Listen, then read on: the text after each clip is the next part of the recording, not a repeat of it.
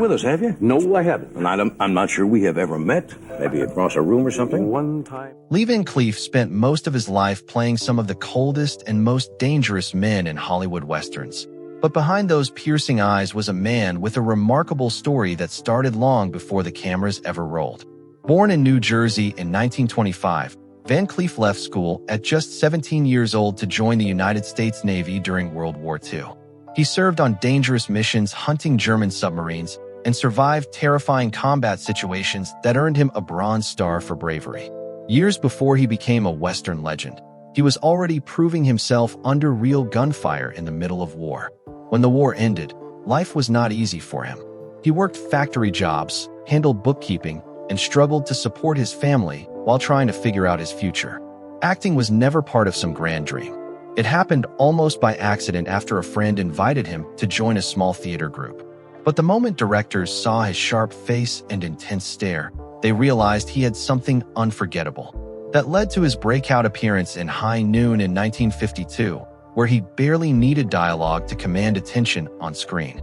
Throughout the 1950s and early 1960s, Van Cleef became one of Hollywood's most recognizable villains. He appeared alongside legends like John Wayne, Kirk Douglas, and James Stewart, but despite his talent, he was constantly trapped in small outlaw roles. Hollywood only saw him as the bad guy. After years of frustration, financial struggles, and even a devastating car accident that nearly ended his life, Van Cleef walked away from acting completely and started an interior decorating business just to survive. Then everything changed with one unexpected meeting.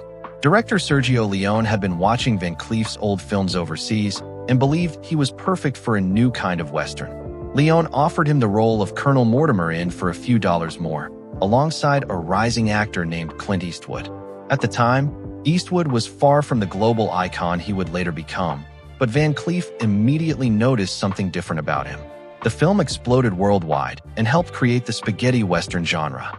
Soon after, Van Cleef reunited with Eastwood in The Good, the Bad, and the Ugly, where he delivered one of cinema's most unforgettable villain performances as Angel Eyes. On screen, the chemistry between the two actors felt intense and mysterious, leading many fans to believe there must have been rivalry or resentment between them behind the scenes. But 6 years before his death, Van Cleef finally addressed those rumors directly. Instead of bitterness, he spoke about Clint Eastwood with deep respect. Van Cleef explained that people completely misunderstood their relationship. According to him, they were never competing with each other. They simply brought different strengths to the screen. What impressed Van Cleef most about Eastwood was his restraint. While many actors relied on loud performances and dramatic speeches, Eastwood understood the power of silence.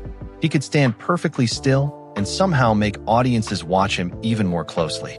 Van Cleef believed that kind of screen presence could not be taught. Either an actor had it or they did not. At the same time, Van Cleef understood his own role in those films. Eastwood represented the calm hero audiences admired, while Van Cleef brought danger, tension, and unpredictability. He believed their differences were exactly what made those westerns unforgettable. Without that contrast, the magic would never have worked. By the end of his life, Van Cleef had accepted his legacy with peace and honesty.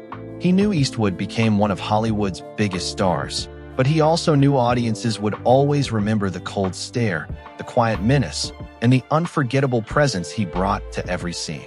Together, they created one of the greatest partnerships the Western genre had ever seen.